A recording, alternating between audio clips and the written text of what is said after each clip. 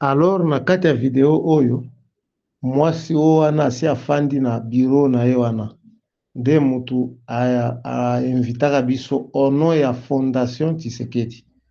Mwasi wana nde mwasi wana baimiliaka ngai ensemble na ndeko ya président na kati ya bureau na ye.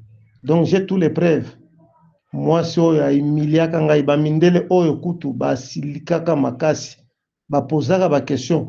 Pour votre information, mwasi wana oyo azali na katikati wana oyo azozipa mutu na ye azali ndeko ya Roi Charles ya Dubai, mais ye aza kote ya Egypte puis kote ya Arabie Saoudite mwasi wana.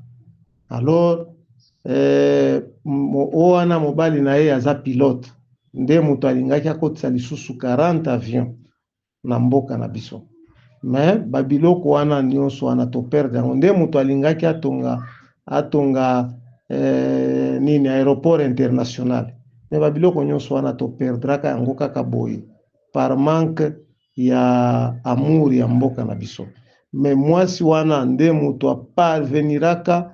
Donc j'étais humilié na niveau moko. C'est comme si pona bango c'est comme si nga nakomaka démon parce que c'est comme si na bandai ko bloquer bango pona intérêt na bango. Bango bazaka catégorique balobi pona komona président faut 100 000 balles nano ekweya na bureau na ye wana topesi 100 000 nga na bimisaka ba document na lobi to signaka les accords. Mais pourquoi beaucoup changer? C'est un peu ça nde boye makambo ezalaka.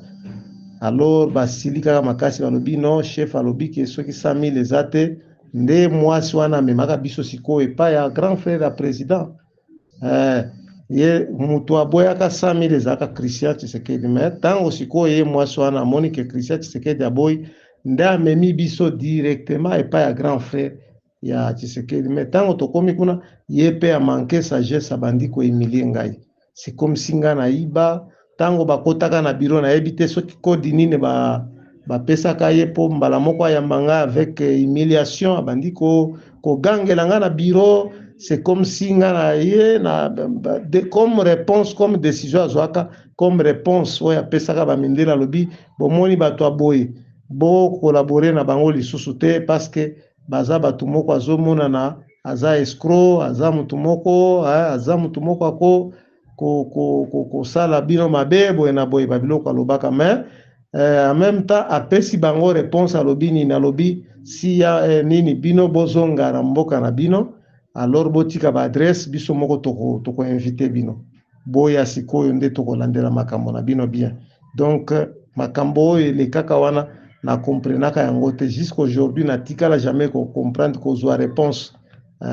Donc c'est comme si bato wana bazaka na baza na amour ya mboka te, c'est comme si bazaka ya kolangwa, c'est comme si bazaka jusqu'aujourd'hui na za ko comprendre te ba 8 milliards d'hectares wana ba avion wana mbele tozana ba niveau te ya kokende ko defa ba avion bato parce que mutu wana lobake so ina memi ba avion na ngai boko banda ko travailler na ngo titi na ndenge ekotikala ya bino bofuti nga mbongo na ngai mbele to bénéficier makambo ebele ba usine wana ya transformation tolinga alingaki asala tititi tant d'années etikali ya gouvernement babalabala mutu alingaki a bénéficier l'État mbele ya atiaka ka péage aza ko récupérer mbongo na ye mais balabala nyonso wana l'État nde mais komema biso kokende kotinda biso na ba otwele bato soki bazwele otwele soki mongala soki chopo soki kuna bakote kuna ba engin ekota na kote ya Kampala nde ekokoma mokolo nini kuna. Donc makambo ba histoire milai. Or biso tozalaka na besoin tozwa Kasai tozwa Kinshasa tozwa na ba province oyo eza ya rapide tokosala nano ya rapide en même temps nde toza ko avancer soki tomoni ke tosali kotoyo tokomi ko récupérer mbongo wana nde ke kosala siko na ba kote mosusu ya musika. Mais bango batali lokola batalaki ke commission basengaka ezaka ebele bamoni ke bato baza kosenga kaka to signer meka mike babandai kopesa me balobi ke to signer nano contrat so to signer nde toko fungola siko toko pesa bambongo nyonso wana nde bango basilikaka. C'est un peu ça, merci. Je voulais corriger na nino na lobaki 8000 hectares, ezaki 8 millions d'hectares. 8 millions d'hectares sur toute l'étendue à Congo. Na corriger bolanda ba audio ba vidéo wana bien boko yoka ezaki ngana bandolo ba 8000 ezaki 8 millions d'hectares, 8 millions plutôt. Donc ezaki makambo moko ya bien, mais suite ya motema mabe na biso, motema ya ba congolais ya oyo biso moko tozoi na mboka na biso, alors nous avons perdu ça. Mais il n'y a pas tard. No Dieu peut aider ceux qui président zongi na bomoto. On peut encore réanimer mboka na biso parce que mboka na biso ezali na état ya coma. Na coma ndenge ezali awa. Donc nde moment oyo il faut ba réanimer yango. Président sala makasi a réanimer mboka na biso. Soki kaka toleki na étape oyo ba réanimer yango te yebake ekokota directement tokokunda yango. Soki tokundi mboka donc tokokufa biso nyonso ekozala bien te. Toboyi ke mabe koma na moma ya président ndenge azokamba. C'est mieux yepe atika mboka oyo na maboko ya bakongole ndenge mboka ezalaki ekozala bien makasi. Nde conseil na kopesa na président. Parce que omoni ko perdre babiloko ya boye ezali mabe makasi. Na ta wana tokende ezalaki soki 2020 si je me trompe pas. Mais na ta wana soki bazwaki mbele awa deja na 8 millions d'hectares wana mbele makambo ya biloko kolia oyo toza ko souffrir te parce que balingai basala bilanga ya ndenge na ndenge kutu bango moko balobaki ke tango tosolaka na ministre balobaki bako enseigner ba congolais bako apprendre bango koma kosala bilanga na taya elanga et puis na taya mbula. Donc po carence ezala te balobaki ke bakosala bakotonga ba usine ya ba engrais chimique na ba engrais oyo ya ba engrais oyo basalaka na ba matiti oyo eza chimique te oyo ko permettre ke basali bilanga ya ndunda ya matiti wana basali yango mais sans kotia ba engrais chimique mais batie ba engrais wana oyo ezali ba engrais chimique te bako banda kozwaka ba matiti awa basali bango moko bayebi nini bako transformer yango na usine po ekoma riche po epesa ba vitamine ba biloko wana. Mais to perdre makambo ya bilanga, to perdre makambo ya usine wana ya ba engrais chimique, to perdre makambo ya babalabala, to perdre makambo ya babatima, to perdre makambo ya aéroport, to perdre makambo ya baji ya transformation ya baji, to perdre makambo ebele dikolo ya nini. En plus naza na ba témoin na ville ya Kinshasa. J'ai envoyé beaucoup de baoyo batu ya présidence batu ebele na sina mema bango na étranger pona kokende ko discuter kutu même na province na Okatanga na yaka lisusu ko discuter na gouverneur. Mais na tawana avant na premier mandat wana na discutaka na ye na memaka ba partenaire, il fallait délégation ekende. na moni kaka tango gouverneur a répondre na délégation apesi ba kombo ya délégation okende ye azaka te. Il fallait vice gouverneur akende na directeur de cabinet ya gouverneur na batu na ye nde il fallait bakende. Mais na moment wana tango na tindi lettre wana epa ba partenaire tango baza ko bongama ko po batinda ba visa na ba billet na moni partenaire abengisi ngai na libanda abengisi ngai alobi ke toyambi deuxième lettre na deuxième lettre balobi ke yo balongoli yo na délégation wana. Alors bango balobi bango moko baza kokende. Shinde ekamwisaka ngai nalobi mboko oyo eza na basene moko nde nalandaka gouverneur na ta wana na sengi audience tokutana na gouverneur alobi mbo gouverneur yo moko tala naza na des documents liboso na ngai awa. Document ya liboso bopesi bolobi délégation ekende de ya deuxième ezali bango balobi gouverneur alobi ngai nayebi makambo wana te kotuna ministre alobi botuna directeur de cabinet ko tuna directeur de cabinet alobi o dele batwana libanda bango moko nde balobaki mais o zoka nde directeur de cabinet asololaka na batwana ke balongola ngai parce que ezali makambo ya l'État bango moko balandela makambo wana donc boti makambo ezosalema kaka na république na biso totikala jamais komona yango na libanda ya mboka ya ba pays mosusu kaka na mboka na biso nde makambo ndenge wana ezosalema. J'ai tous les deux documents moko bakomi kombo na ngai après soki 2 jours ba dirika balongoli kombo na ngai atie soki kombo ya mutu mosusu atindi yango kuna donc ozomona makambo ke nde na blokaka yango na lobi non oyo namoni ke ekosuka mabe nde mundele alobaka to bloke makambo totika omoni kaka biso moko nde tozali ba ennemi ya république na biso kaka biso moko wana tobande kokende mpona kosolola nini donc il fallait baya kotonga ba silo mpona ba réserve ya masango puis kotonga ba milling ya transformation ya mafufu ya masango oyo ya pembe ya ba breakfast mais il fallait batonga yango awa na ville ya Lubumbashi batonga mibale oyo ya minene oyo ekokoma première ou soit deuxième en Afrique en plus na ba silo wana mais to perdre yango likolo ya lokoso bomoni na niveau wana alors yo ndeko oyo bobengaki ngai bino bozoloba ke ngai peut-être nazoluka mosala te nazoluka solution ya mboka soki babiloko wana etongama est-ce que ngai moko nde nalinga natambola na babalabala wana soki batongaki babalabala batongaki baizine wana ngai moko nde nalingaki nabanda kosala na babalabala nasala na baizine nasala na banini non biso tolinga tobande kosunga nde mboka ekende liboso c'est un peu ça bon nakanisi ndenge bolandi bavideo wana nakanisi ke bokomprendre bokomona ke nazokosa te nazoloba makambo ya solo merci nzamba pambola bino makasi nzamba asunga bavideo na baimage ekomela na baaudio ekomela président po président ayeba nini akosala susi na biso tozolinga mboka na biso ezonga na rai merci ciao.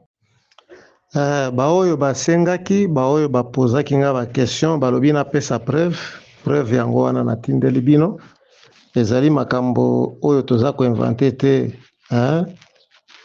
bino moko boyoka parce que bazoloba anglais baza kointerprete yango bino moko boyoka natindi nano mwa parti awa toza na epai ya baministre différent omoni badossier eza ebele toboyi kotinda nyonso natindeli bino kaka mwa ndambo oyo bolanda donc makambo tozoloba eza ya solo ce n'est pas que toza koinvente makambo nini bino moko boyoka na monoko ya bato wana na bureau ya Birianzi ministre Birianzi ndenge bazoloba balobi tozobanda na 8000 hectares pa na mbongo ya gouvernement pa na mbongo ya Birianzi na mbongo na bango mais bato aboye bobloke bango alors tokoloba nini tokoloba ke président ye moko ndazomibundisa ou bien ezali nini parce que atie bato na ye wana baza ba incompétent ou bien mitema mabe ou bien ezali nini alors nyonso wana ezomema bakongole parce que bino bozomona makambo net blague na ndenge tozokendele nazokosa bino te nzala ekomata fufu ya masango ekomata lisusu prix makasi vi situation tozokende biloko nyonso ekomata ekokomplike makasi alors tosambela nzambe asunga président azonga na bomoto acomprendre situation ke oyo aza ndenge azodirige ezali pays il faut atia makambo nyonso au sérieux pour sauver nation pour sauver population bo biso moko tozalaka nation te moto aza na chance akozongisa ye koma nation ezali ye moko président parce que déjà awa tosi tokomi déjà biteni batribi même awa namoni aza koconfirme yango na bakananga ake na mbujimai naza ndeko na bino ya makila bon donc eza makambo moko na ndenge to voyage totikala jamais koyoka yango na baprésident ebele bazoloba bongo ake donc ye chaque président oyo place esika nyonso akendaka alobaka kaka nga nazali papa na bino alobaka te ke nga nazali ndeko na bino ya makila. Donc ba erreur nyonso wana il faut kaka ba expliquer ye po amona ke eza ba erreur po ayeba nini ya kosala, ou sinon ye moko aza ko continuer komi enterrer petit à petit. Nde biloko wana bandeko na ngai, peut-être bino bokoloba o ndeko na biso peut-être azoluka msala ou soit aza peut-être koina présent. Non, tokoina ene soki toinaki tolingai to expliquer penser ya Nzambe te, tolingaki totikala nango tofandi nango toboyi tolobi wana etali ye, mais lokola tolingi ye nde toza koyebisa vérité ndenge Nzambe alobi. Ce n'est pas nous, Nzambe nda autorisé toloba bongo. Mais ata bino moko botala soki nga nalobi mabe, botala ndenge alobaki na Kananga epi na Mbujimai. Est-ce qu'un président ye alobiki azali ndenge alobaki na province ya Katanga, alobaki nini? Alobiki ye nde azali gara ya nation, ye nde gara ya nation. Mais ye lokola azali gara ya nation ko diviser bato côté mosusu okei nga naza papa na bino, mais côté mosusu okei boza bandeko na ngai ya makila. Alors il faut ye moko ayeba azali nani, amiyeba azali nani, mission nini Nzambe apesaki. Même nous les pasteurs ekomelaka biso, ekomelaka biso, okomi na niveau moko boye, okomi konome les anciens de l'église bakomi bandeko na yo, otietie babiloko nyonso wana par sentiment.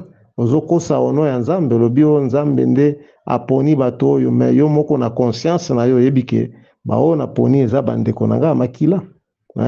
Ezali ba erreur biso nyonso tosala kango, mais nga na tikala jamais kosala yango, parce que moi jamais na kotikala kokoma tribalisme na niveau wana. Non, nde babiloko wana il faut to expliquer président yeba yango, parce que azali père ya nation mobimba, azali père ya bato nyonso, même nous les pasteurs yende papa na biso, na nzoto yende papa na biso, malgré tozali na père moko azali Nzambe, mais yende a représenter biso partout. Alors toza obligé à kopesa ye ba honneur na ba respect. Mais soki tomoni mabe faut to expliquer ye wana osali ezali mabe po eloko wana continuer lisusu te, a changer langage. Ye azali père des nations, azali papa ya tribu moko te, ndeko ya tribu moko te. Donc Nzambe ase alongola ye na niveau ya tribu. Souvenez-vous na histoire ya Abraham. Tango Nzambe aza koyebisa Abraham, va-t'en de ton pays, de ta patrie, de la maison de ton père, là où je te montrerai. Na moma tango aza kotinda ye, tango siko Abraham andimi abimi akei, Nzambe ayebisaki ye nini? Alobi na kosala okokoma père de nation. Alobaki ayebisaka Abraham te ke okokoma père ya tribu na yo, ayebisaka ke na kosala yo koma père de nation. Président azali père ya nation congolaise, mais soki ye moko a diviser yango eza lisusu nation te, parce que ye moko oke koto olobi naza papa na bino, mais oke pa na bino olobi naza ndeko na bino. Non, kende kuna yebisa bango ke en tant que ngai père na bino na ye awa, tika makambo wana koloba naza ndeko na bino ya nini?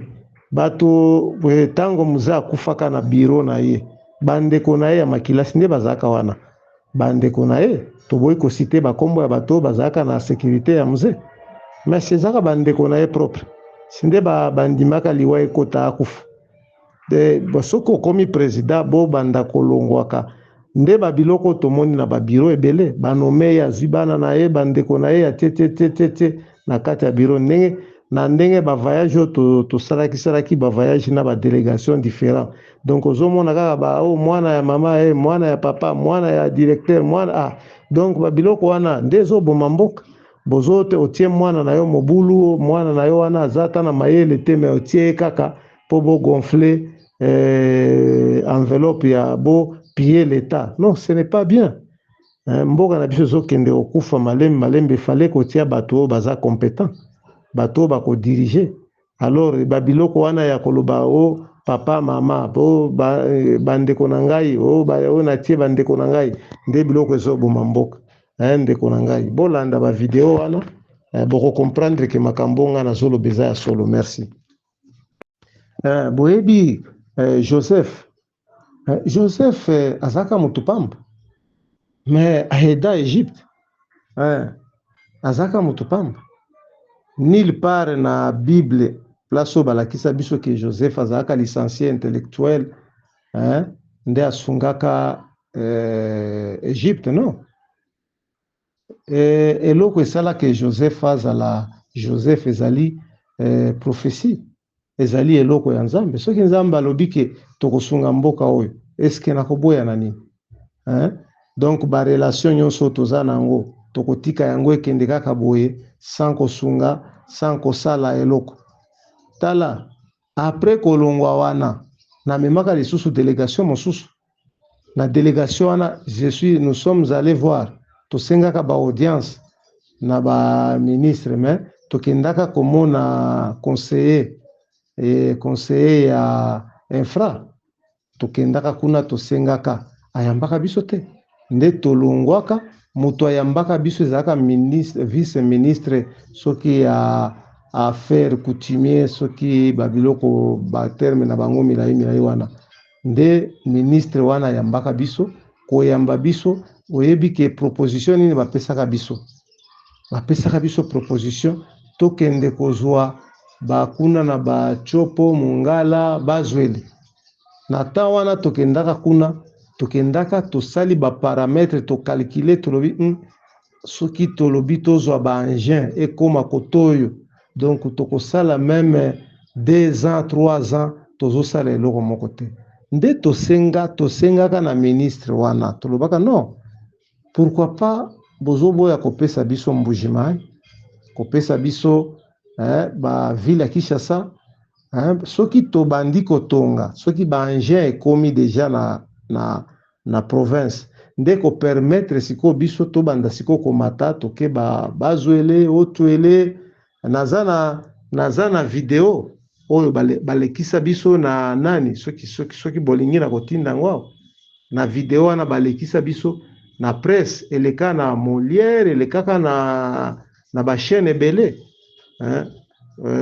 oyo bokomona yango nini ministre ntango biso tozoloba tokanisaka ke tozoloba bazwele otwele ezali baprovince moko facile baengin ekobima libanda ya mboka ekoti na facilité nyonso me ntango tokendaka kuna tokende kotala tolobi awa bapesi biso c'est comme si bato oyo baboyeli biso tosala mosala na mboka oyo parce que tobande kosenga mbongo ya leta te biso tobande koya na capital na biso bacapital frais oyo tobande koya nango mpo tosunga mboka alors bato ya bongo président ye moko nde azonome bango nayebi te soki par confiance soki par sentiment soki par accord nayebi te bato ya bongo en plus président azomona ke bato bazodétruire mais azotiela bango confiance nete na minute oyo baoyo bazosala mosala oyo soki totira attention te soki président atira attention te baoyo baza wana baoyo nyonso bazali awa bakosala eloko moko te bakosala eloko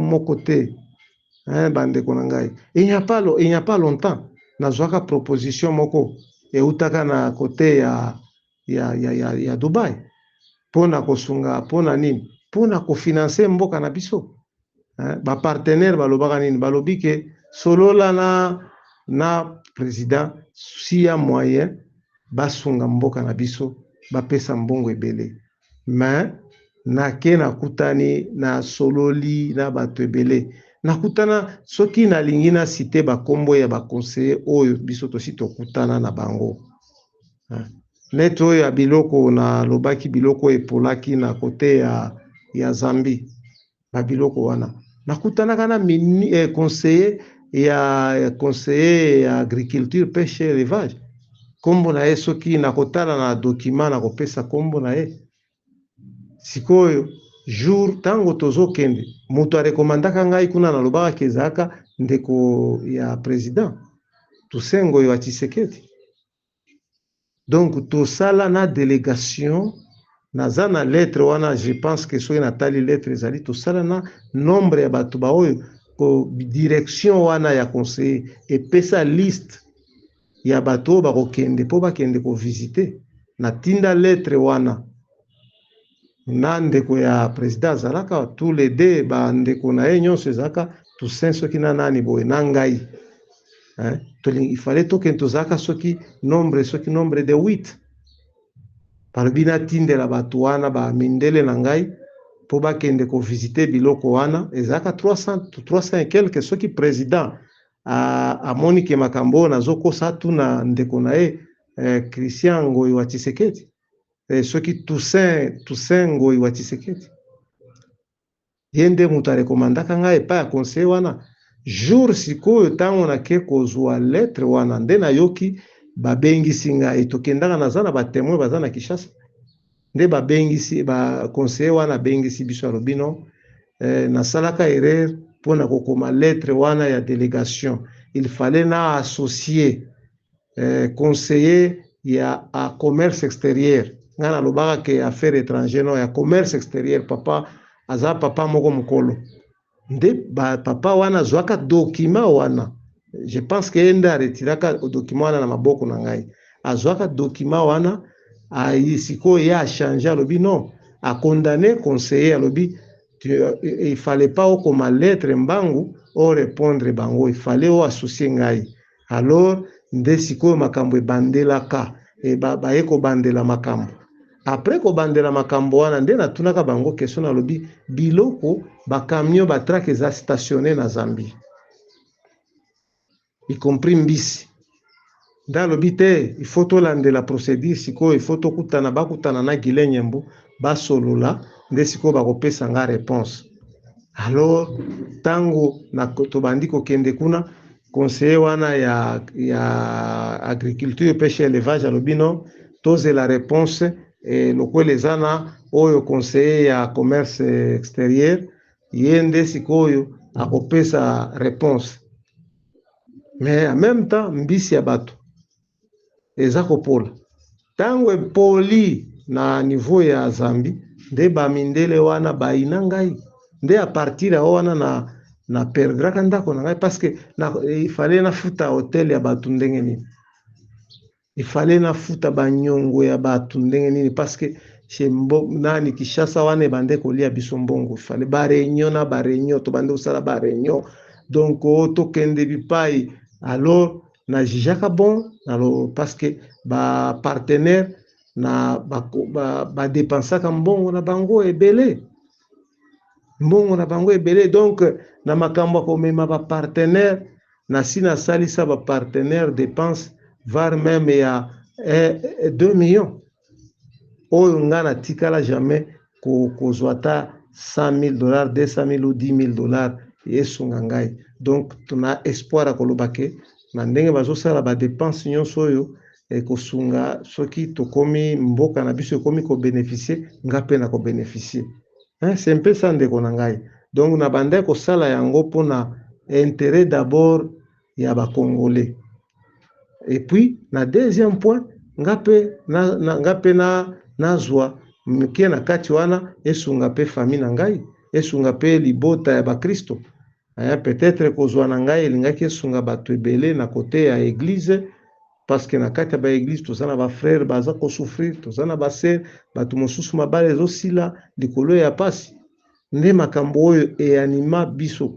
en plus ngai nazosala yango mpona effort na ngai te mpona ngai ezali recommandation Zambe nde moto apesaka nga recommandation wana avant même président Tshisekedi akoma président Zambe apesaka ngai nini wana alobaka ke il fallait osunga mboka oyo mais ekokoma biloko nyonso ezokoma nga naza kokamwa yango te parce que Nzambe alakisaka nga kala alobaka ke ekokomaka na bamoma président wana akozwaka akokomaka na bamoma moko difficile pourquoi parce que Nzambe alakisaka biso bapoint wana alobaka ke président wana ntango akozwaka pouvoir na moma aza kozwa pouvoir akozwa yango na pensée ya bien mais ntango akokota akoyoka baconseil ya bato en désordre na koyoka wana nde ekosalaka ke akoma motema makasi akoma Nzambe alobi ke a partir ya wana ngai Nzambe nakotikaka ye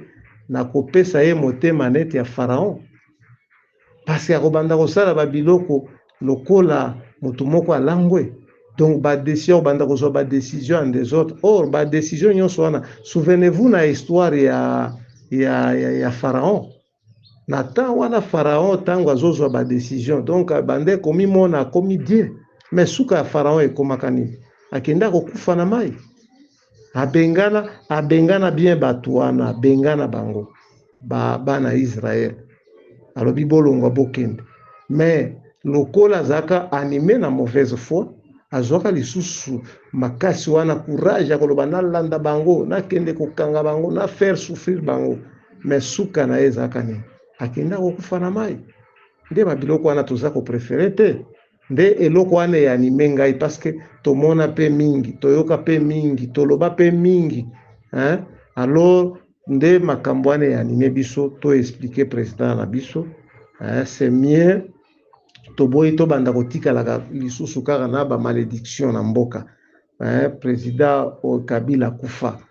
Oyebi nini etikala na mboka na biso a partir ya liwa ya mzee Kabila, mboka na biso eza ko avancer lisusu te. Toboyi to perdre lisusu président oyo azali awa parce que azali balobi toute autorité vient de Dieu. Malgré ba angle nyonso oyo biso tolobaka ke azwaka na nini, mais nyonso wana Nzambe nde mutu apesaka. Souvenez-vous na histoire ya Jacob na ndeko na ye. Ben pourquoi pas tango Jacob azwaka bénédiction ya ndeko na ye, pourquoi pas Nzambe abomaka ye te, mais Nzambe atikaka Jacob. Donc makambo nyonso oyo toza komona ezali na makambo oyo eza koéchappe Nzambe te. Nyonso oyo tozali komona Nzambe nde azali à la base ya makambo nyonso. Mais peut-être Nzambe kotia président Tshisekedi alingaki epe asala un plus, mais suite ya orgueil nde omoni batu ba ignorer ba bienfait oyo asi asali. Suite ya orgueil, mais soki alongoli kaka orgueil Nzambe akosunga. Nde biloko wana tozolo. Merci. Alors nata wana après komona ke Bilianzi a disparaîtraka na bureau na ye, baye koyebisa biso epa ya conseiller na ye, soki conseiller technique na directeur de cabinet, bango bayebisaka biso balobi ke soki bopesi mbongo wana te, de ministre a signé contrat wana te. Alors tofandaka na bureau de 7h jusqu'à 18h kozela Bilianzi, tondimaka tolobi non, après signature ya contrat tokopesa bino mbongo parce que ba mindele bango pe bakotaka doute balobi lokola ekomi ya boye, c'est comme si balingi ba escroquer biso ezali nini. Nda lobi mundele alobi non, s'il s'agit tozaka na MOU déjà établi, to bango bazaka na MOU na kotopesaka na conseiller na diricab na ministre, ba travaillaka na ba avocat ya ministre, ba travaillaka yango bango bazongiselaka biso yango balobi ke ezali bien, botala total eza bien, mais siko il fallait to passer na signature ya MOU. Après ko signer nde il fallait siko to signer contrat. Mais tango tomoni ke a disparaître, en plus tolongwa kuna tango to tikaka ministre Bilianzi tokenda komona notre frère Moindo Zangi, tokenda kokutana na Moindo Zangi ayambaka biso na butu, tosololaka na ye na bureau na ye, tokangi na ba photo, ayambaka biso kuna. Après koyamba biso Bilianzi tokendaka tokotaka na secteur na ye, tolobaka ke tozwa ba école oyo ba école to réhabilité yango, ba université to réhabilité mosusu totonga. Nde kuna to proposaka directement batu oyo ba partenaire ba proposaka lisusu Bilianzi, balobaka ke tozali na ba vol na biso ba avion oyo tokomema na mboka, soki bosolola na président soki bakopesa biso aéroport international ya Njili totonga yango na standing international.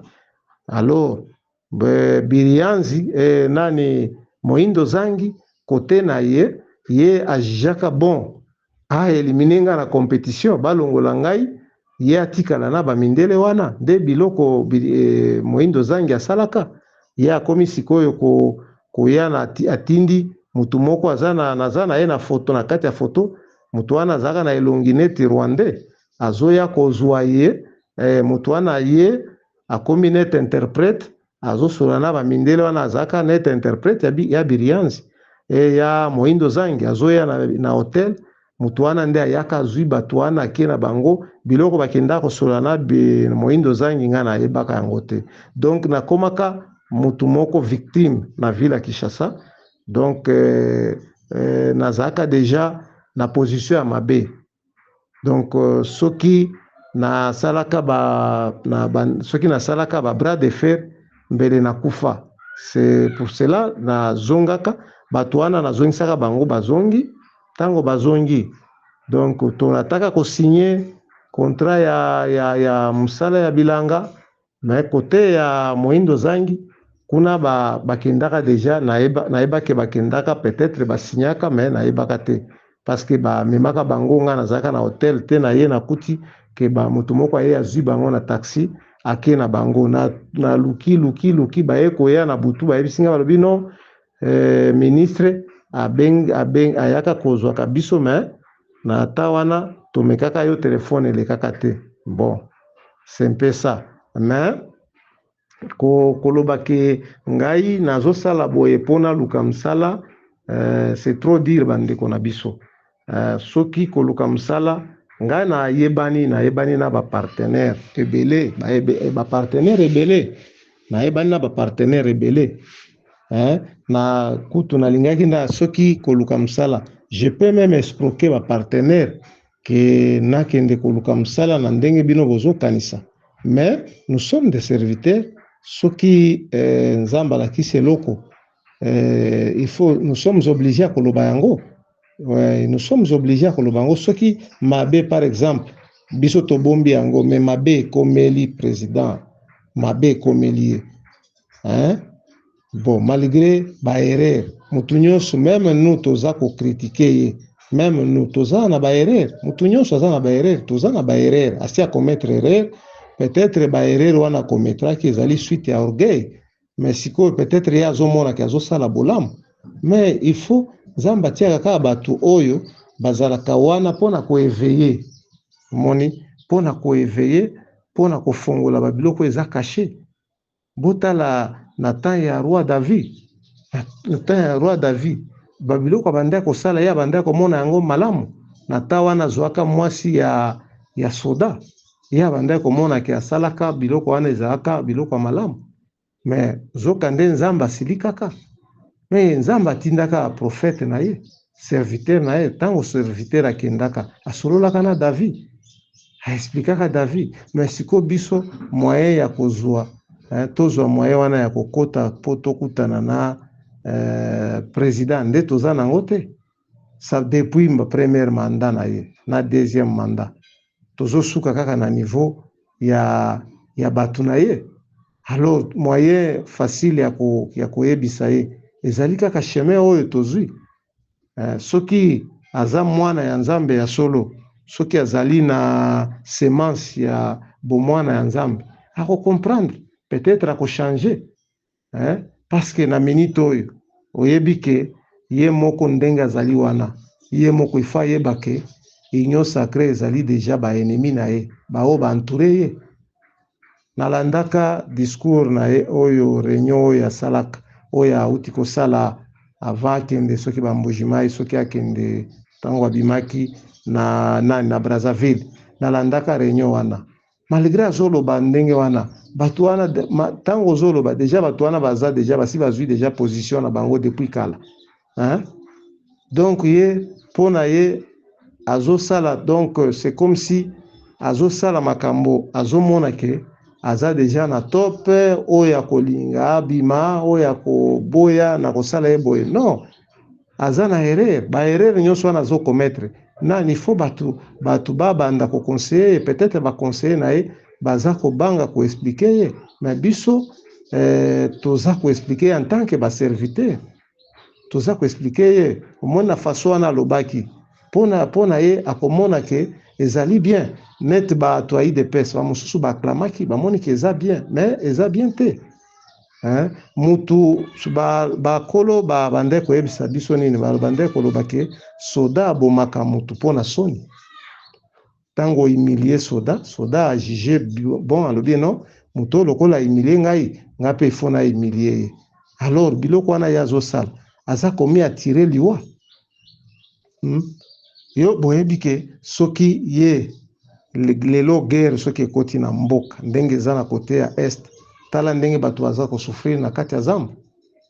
Moto azalaki epa na ye malgré azalaka na nzala me quand même bandeko mi débrouiller azozwa mwa 100 francs na ye 200 azolesa bana me bami retrouver na zamba wana bokolia matiti bakolia mabanga bakolia nini kende na kati ya banini wana ya barefugie omona ekoteya yo barefugie ebele bato mosusu kuna baza na bamosusu akufisa bana na ye nyonso likolo ya kozanga kozanga biloko akolia donc bana malnutrition ebeti bango donc bandeko na ngai bozwa makambo na ngai na mabe te ke ozoloba mpo ozoluka mosala nono peut-être bakestion na bino eza bakestion ya bien ezali mpona koluka mosala te ezali mpona kosunga mboka. Souvenez-vous na histoire ya Joseph na wana naza koexplike bino na audio mosusu naza korepondre bino mpo bocomprendre ekosunga biso ekosunga bato ebele. Merci. Kaka na même question ndeko na ngai bandeko bauti kopose ngai nalingi na explike histoire mosusu ndeko na ngai oyebi tokendaka na fondation Tshisekedi naza na document na ndako na ngai fondation Tshisekedi nde epesaka ba partenaire na ngai invitation mpo baya na ville ya Kinshasa. Bayaka pona nini délégation wana eyaka pona nini eyaka pona 3 ou 4 choses. 1 koinvestir na nzela ya baroute kosala baroute bazwa baroute basala baroute na moyen na bango. Deuxième point ezalaka il fallait basala nini batonga ba usine ya transformation ya ba jus na ba engrais chimique sur place na mboka na biso awa. Troisième point balobaki ke basala bilanga bazwa bilanga naza na ba video oyo bango toza na bureau ya ministre Birianzi ministre ya agriculture pêche et élevage ministre national Birianzi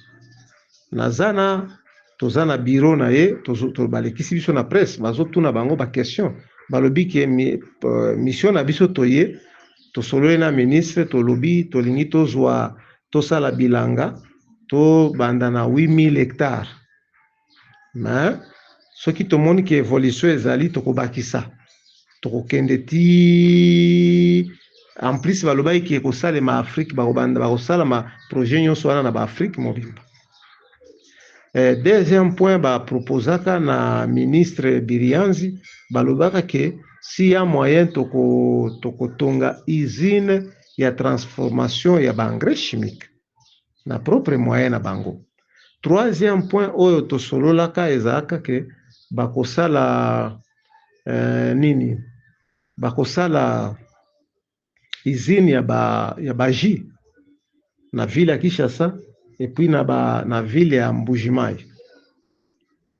Eloko oyo esalaka ezalaka nini oyo ekomplikaka situation ezali oyo bo retenir yango bato oyo bamemaka biso oyo bainvitaka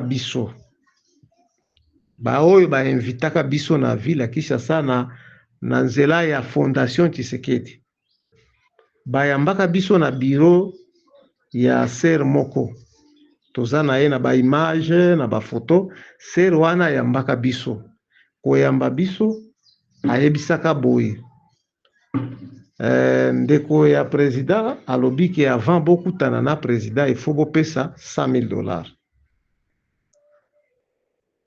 Nga nazwaka parole parce que ngai nde mutu namemaka ba partenaire wana nga nalobaka nini nayebisaka ser wana nalobi no tango tozalaka na ba partenaire avant toya tosololaka na bino natindaka na lettre document ya MOU oyo tosignaka tolobaka ke tokopesa bino $25,000 et puis tondimaka ke na investissement oyo tokoinvestir tokopesa bino pe pourcentage.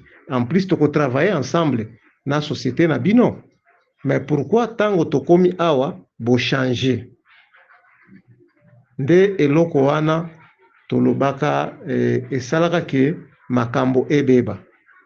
Nde bato wana tango to babengisi biso na bureau ya ser wana après discussion, nde babengi soki cousin moko ya président ayaka wana, nde cousin wana nde abengaka soki Toussaint soki nani boye grand frère ya président. Tango babengi ye nde alobi no boleka na bureau. Tango tokomi na bureau wana place na lobaka, ngai balobi ke ngai mutu na memaki ba partenaire balobi na tika la libanda, batiki nga libanda, mais bazwi bango moko bakoti na kati ya bureau wana. Nde ba mindele nde bapozaka question balobi non, pourquoi mutu amemi biso bo préféré ya tika la libanda mais biso moko tokota awo ezali nini? Parce que na kati ya makambo nga nazoloba eza na ba témoin Tanzanien moko azaka wana, Tanzanienne plutôt, tango toyaka ba Tanzanienne wana ye pe apoza question alobi non, mutu amemi biso poto tokutana na bino ezali pasteur Jean-Claude, mais pourquoi bo décider tika la libanda? Nde tango sikoyo batindeli nga militaire aye kozwa ngai garde corps ya grand frère président azwinga tokoti. Tango tokoti bapesi nga kiti, ole bapose nga ba question directement babandi koatake ngai na lingala, parce que bo comprendre na sengi bino bo comprendre lingala na ngai ezali lingala na ekoli yango na 2 ans na 4 ans na ville ya Kinshasa. Donc na ekoli yango kaka boye na lombango kaka. Ben alors tango bako na komi kaka boye apose nga question alobi monsieur yondo me oyena batoyo na ebisi na ndimi alobi oui, alobi non, pourquoi omemi bango mais o expliquer bango makambo moko te, yo za escroc oza mutu mabe. Mbala moko abaluki a expliquer ba mindele alobi désolé bato ya boye bomemaka bango lisusu te, parce que bato ya boye bazali ba escroc bakosala bino mabe. C'est mieux ozonga na mboka na yo, kende na mboka na yo, na mboka na bino, biso toko invité bino na ndenge mosusu. Bon, lokola ya azaki grand frère président ba militaire baza wana, eloko parole onga na lobaka liboso na bango, na lobaka kende état de droit oyo président azoloba, parce que ezalaka na moment wana ezalaka na 2020, ezalaka na 2020 nde na lobaka nde état de droit oyo président azoloba. Alors militaire moko abetaka ngai na likolo alipeka na ngai, ayebisi nga alobi monsieur tikala kimia, mo chef aza koloba na yo ozo fongola monoko ozoloba bongo. Bon, pona sauver vie na ngai na tikala kimia. Siko tango tozongaka na hotel nde bamindele babande kopose mwasi wana ba question, pourquoi vous préférez ko humilier biso, pourquoi vous préférez ko humilier monsieur Jean-Claude? Nde mwasi wana bandi koloba oh monsieur Jean-Claude il n'est pas sérieux, ye to ebisaka ye bopesa 100 000, ye aye koloba ke eza 25 000, donc ekotisaka discussion. Nde nga nazwaka ba idée na lobi non, je suis congolais, moi-même je suis congolais, je peux aller. Nde nakendaka na bureau kokutana na ministre. Alors tango naza na kati ya bureau naza kozela conseiller ya ministre ya mbangai, na moni directement batu ya présidence na mwasi wana oyo mwasi ayambaka biso ono ya fondation bakoti baye kokutana na ministre Birianzi. Nde dossier bandi wana makelele deje bandi wana. Tango Birianzi ayambi biso, Birianzi tosololi na ye jour ya kosigner ba contrat pona nini po tozwa ba projet wana to banda kosala misala to investir, nde jour Birianzi a disparaîtraka. Donc bambongo nyonso wana basengaka ezaka nini, c'est-à-dire à partir ya mwasi wana na batu na ye ndenge bazaka bango nde ba intimidaka Birianzi po Birianzi soki a signé contrat wana akozwa ba problème. Il faut kaka to respecter to pesa bambongo wana. Or tondimaka kote ya ba Birianzi tolobaka tokopesa parce que tolingaka tolandela makambo na droiture ke ndenge tobande kokende makambo ezaka flu makasi. Boyoki ndeko na ngai. Donc makambo mosusu il fallait pas to bomba. Makambo mosusu il fallait toloba parce que président peut-être ye aza kotiela batu na ye bandeko na ye batu na ye azotiela bango confiance. Or makambo oyo échec ya président ezali na batu ebele na kati. Ezali ye moko mutu aliboso mutu ya mi parce que soki tolobi ye moko par manque ya contrôle parce que président atiaki ba voyage na première position atikaki makambo ya mboka na deuxième position. On se comprendre nde eloko esalaki ke mutu na mutu abanda koprofite na ndenge na ye. Soki nazosala boye bandeko na ngai ezali te ke mpona luka mosala non. Soki na bandeko luka mosala mbele na perdraka bien na ngai te.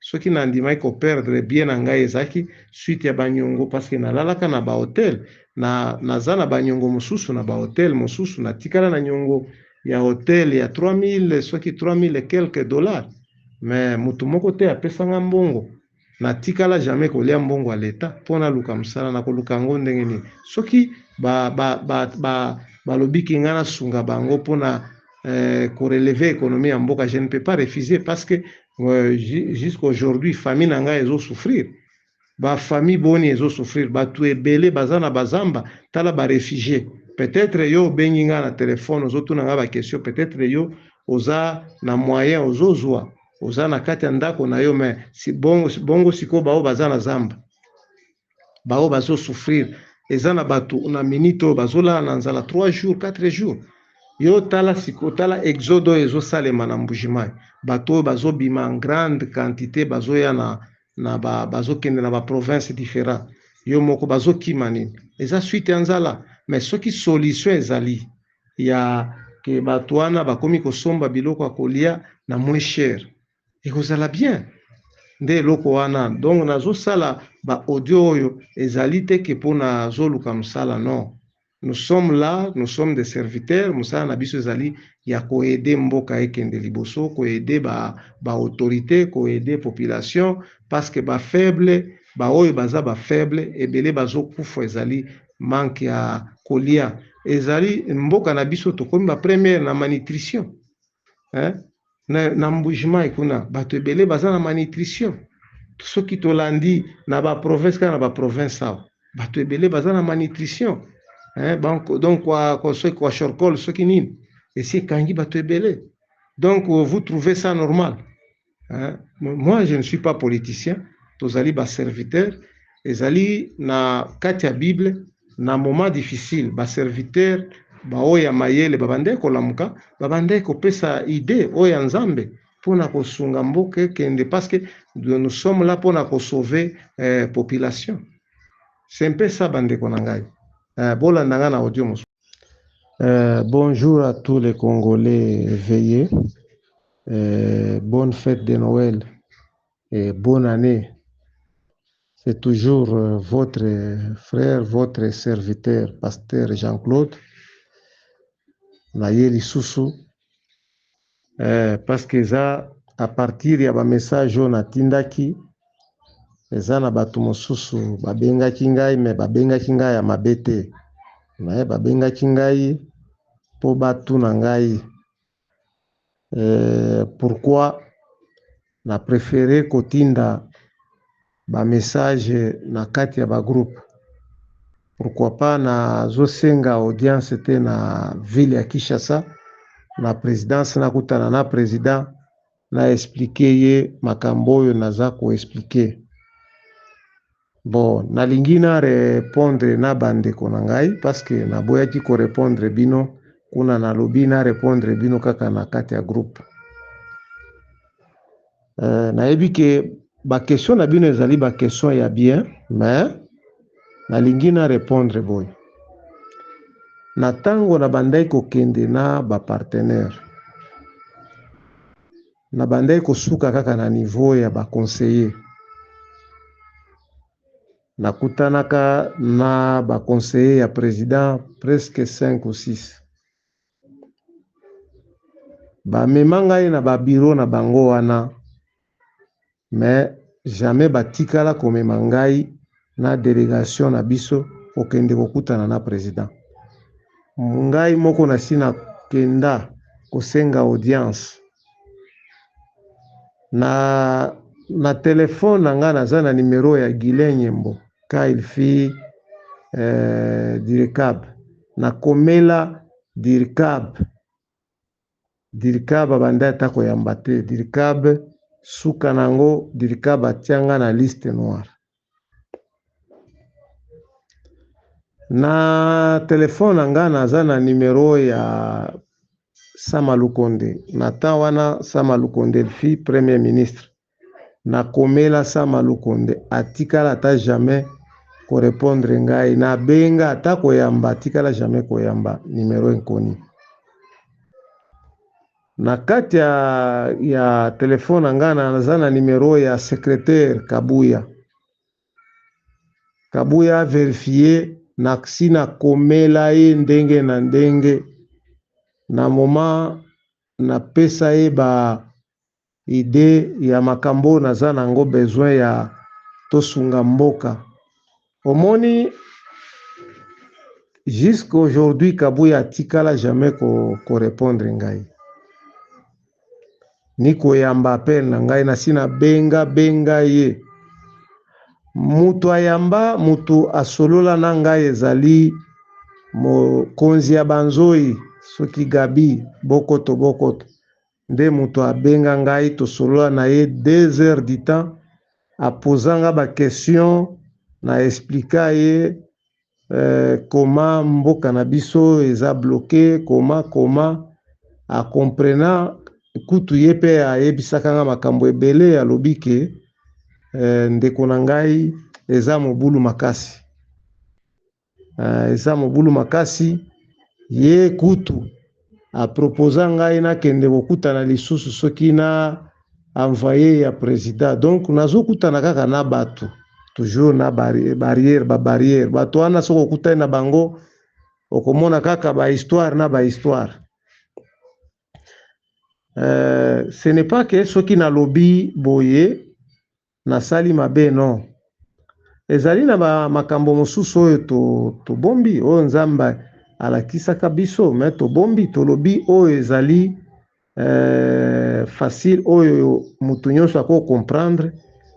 S'il s'agit ya kosambela tosambeli. Omoni mboka na biso oyo ezali na malédiction oyo mutu nyonso oyo akolanda audio ya comprendre. Peut-être boko inanga pamba, peut-être boko mona kingai nazo sala boye pona luka msala, non.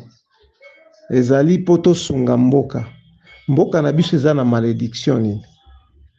Malédiction moni tozwaka ba président na biso, tala ba mort ya ba président, tala ba mort ya ba leader,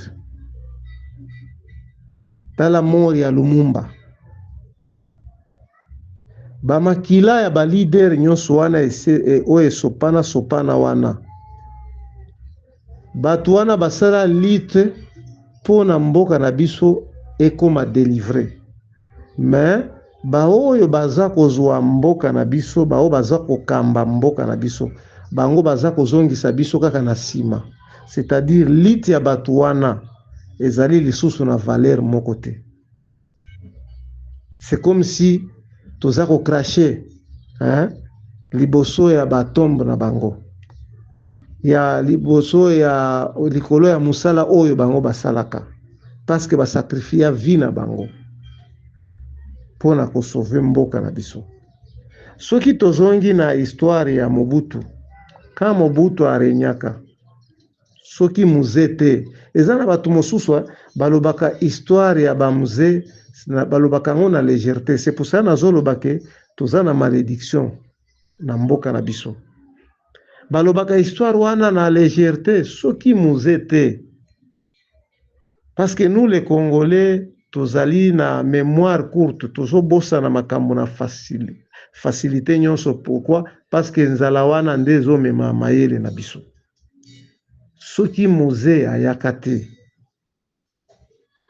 na niveau wana tokomaka na Mobutu. Soki Mobutu akufaka peut-être mwana na ye nde remplaça, peut-être toza na jungle mboka oyo, peut-être histoire ya mboka oyo eza makambo mosusu. Mais muzee ayaka, muzee Nzambe nde moto atiaka ye po adelivre mboka na biso oyo na maboko ya Mobutu. A partir na ye nde tozwi mwa élan. Moi je ne suis pas là pour na kolobaka mabe kaka. Omoni président Tshisekedi asi a travaillé, asi asala quand même, asali ba elembo ya babiloko muke.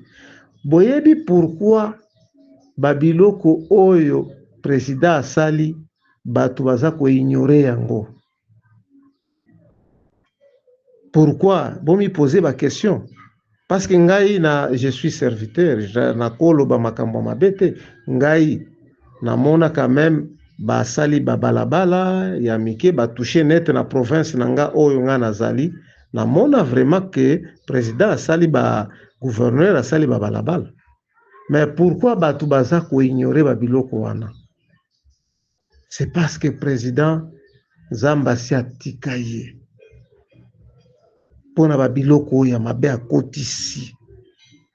Nde eloko nga nalingaki na ifale naloba yango na nzela oyo po peut-être soki Nzamba asungi ekokomela président. Soki président azali mwana, azali moponami ya solo ya Nzambe, soki azali moponami oyebi kala toza na mutu nyonso ayebi histoire ya David. David azalaka roi. David azalaka roi. Mais soki azwi message yeloko ya liboso David abandaki kosala ezalaka nini? David abandaki komikitisa ye moko avant aluka basali ya Nzambe, abandaki komikitisa ye moko. Balobi nini? Abandaki kokita na kiti na ye ya ngwende wana, akiti akei azwi pusandre oyo ya makala amipakoli, alati asali robe ya sac ya basak oyo basaki ya fufu alati ye moko, alali na se akomi kolelela Nzambe. Pona nini abande kosala bongo? Parce que ayebaki ke ye azali moto azali limité, oyo aza limité te ezaka Nzambe. Est-ce que président Kabila tango azalaki président tango ye pe abande ko négliger babiloko oyo? Ngai na ko négocier na Rwanda te, na ko négocier na ba rebelle te, na ko négocier na ba oyo te. Est-ce que ayebaka ke un jour akomikuta na kiti na ye asi alali na se akufi? Ayebaka te. Ezaka nini? Suite ya orgueil. Parce que ye pe président mission oyo Nzamba apesaka président Kabila, c'est comme si alongwaka na chemin wana ya mission wana. Akomi kosala ye pe makambo na mutu makasi, kokanga koeferi humilier batu, babiloko asalaka babiloko ebele, ba erreur, koboma batu, les innocents, ba mosusu bakufa ba innocent. Parce que ezana batu mosusu aibi, ake koiba wana ezali suite ya azangi musala, asali musala, aluki musala partout, azozwa te, nzale linge boma ye. Ndalobi moyen oyo nakosala ezali naiba ta koiba pona nakoma sauver, mais ozwi mutu wana okie koboma ye. Est-ce que soki tolandi ya solo est-ce que muza azalaka parfait na makambo wana ya asala abande kosala na batu mosusu? Nde babiloko wana esalaka ke Nzamba asilika, Nzamba détruire ye. Na nde chemin oyo namoni ke balingi bakotisa président na chemin wana ya koboma ba innocent, les innocents, parce que na kati ya bato wana bakangi eza na bato baza ba innocent bao bakoboma. Les sang des innocents parle. Bandeko na ngai, nde moyen nazwaki ya koloba na nzela oyo ya ba groupe, peut-être ekokomela président ekosauve mboka na biso, y compris na yo uti kopozenga ba question wana. Soki mboka na biso ekomi sauve, na yo pe okoma sauve. Soki mboka na biso moto epeli, peut-être yo na ngai tokomi kuta na zamba, parce que balobaka la guerre eponaka mutu te, ebangaka kutu mutu te. Soki masasi ebandai kobanga bato mosusu mbele Mzee Kabila akufa te. Nde eloko oyo nalingaki naloba na répondre na bandeko na ngai, naza wana mpona koluka mosala te, landanga na audio mosusu. Bon, je disais ceci, nalingi nalakisa président ke biso toza na posa ya mboka na biso ekende liboso, parce que toza na mboka mosusu te. Malgré bato ebele bazokimela ba mboka mopaya, mais nga pe natamboli mwa muke, natikala jamais komona mutu aza à l'aise à 100% na mboka mopaya par rapport ya mboka na ye. Mutu nyonso azalaka à l'aise soki aza na mboka na ye, ata azangi ayebi ke un jour nzambe akosunga ngai. Mais mboka mopaya eza kaka na ba condition ebele, moma moko ba makambo banini bino bofandi libanda mboka boyebi. Alors nalingi na profiter pona na expliquer président, nalingi na pesa ye conseil oyo ekosunga, peut-être na kati ya conseil oyo ekopesa ye, ekofongola ye mémoire po ayeba nini ya kosala. Eloko na kosenga na président ezali nini? Président, mbula na ba province mosusu ezobeta te, bato basali bilanga, babilanga mosusu masango ezikiziki na bazamba. Donc échec année oyo na ba province mosusu ekozala net na ba province ya Okatanga, mbula ezonoka te. Donc bilanga bato ebele eziki, ça fait maintenant 1 mois mbula ezonoka te, ekomi problème makasi. Eza na ba province mosusu nete Lualaba, bakote kuna mbula nde ezobeta mbala moko, mais kuna quand même mwa carence ya muke bakozala nango te. Mais eza na ba parti mosusu ya ba province mosusu yango pe baza na ba problème wana. Alors conseil nga nalingaki na pesa ezali nini? Président, soki okosala commission moko, commission wana groupe ya bato moko ba oyo baza na relation ya libanda, okosala ata mix na ba pasteur otie ba pasteur na kati, ba oyo baza na ba relation libanda, ba oyo baza na ba relation ya ba partenaire sur, bako convaincre bango bakoti baye ko investir ou soit ba fournir biloko ya kolia, bakotisi biloko ya kolia, bapesi gouvernement ateki afuti bango mbongo.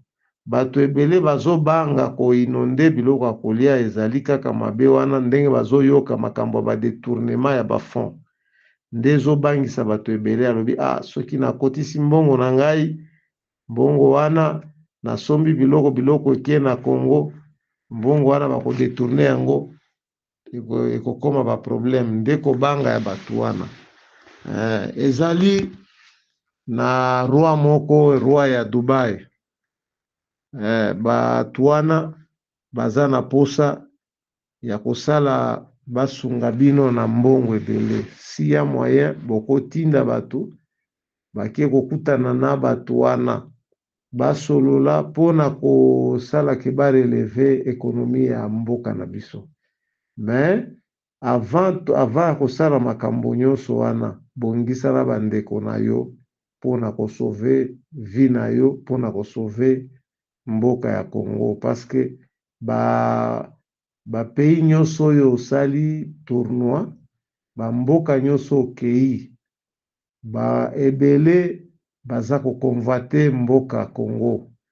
Donc ebele bazolinga te Congo ekende liboso, susi na bango bazolinga Congo epanza na Congo ekata na biteni nde bango basepela.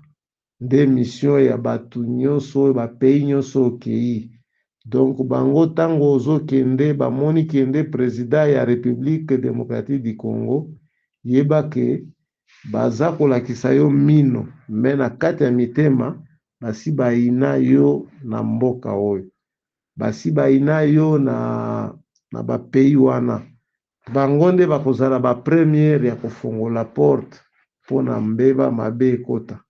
Me bongisa na bandeko na yo bakongole, bongisa na bandeko na yo bakongole, bosolola uniquement mpona pays ya Congo. Komona ke tension nyonso esi emati ekokita, okomona ke mabe nyonso oyo basatana aza koprepare mpona mboka na biso ekoleka nango. Okomona ke pe moko ekokota yo. Me soki ozokontinue kaka kokende na bamboka na bango wana, yeba ke ozomilokela yo moko makambo ya mabe. Me conseil oyo napesi, sala commission oyo, commission ya bato oyo bakozala sir baoyo kotiela confiance bango mpe bazala na amour ya mboka, bakende koluka bapartenaire mpona kofaire inonde biloko ya kolia na mboka. Usino nzala na ane oyo tozoya eza na baparti mosusu bakozala lisusu na baproblème, parce que même Zambie ye moko na minute oyo ye mpe akomi na problème, ye mpe akomi na problème ya mbula. Donc ekozala problème makasi, parce que lokola sécheresse beti biso na Okatanga, beti na biso na kote ya Lualaba, yeba ke ezo continue Zambie pe aza victime. Donc ba province mosusu eza na risque nzala ekota ya makasi. Nde conseil na linga na pesa, sala commission moko oyo ekozala makasi ya kokende kosola libanda ko convaincre ba inonde biloko ya kolia, ata sans kobimisa mbongo. Eza na bato baza a mesure ya kosolola makambo wana, baconvaincre bapartenaire basombi biloko na bambongo na bango baye koinonde. Me problème ezali nini? Il faut kogarantir bango koma bakorekipere mbongo na bango. Donc boza na bamoyen nyonso ya kofuta bango, ou soit soki moyen ezali ya nini, soki banque na biso centrale ko garantir bango, garantir bango, bato wana bapesi biloko en crédit, mais banque garantir bango koma ekofuta bango.